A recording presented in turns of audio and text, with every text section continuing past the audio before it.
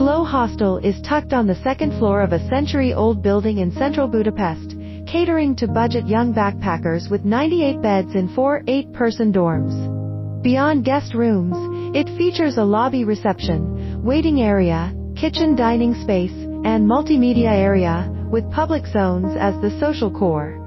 Its long, narrow layout is split by a central load-bearing wall, further divided by facade perpendicular walls, connecting small areas into a longitudinal whole.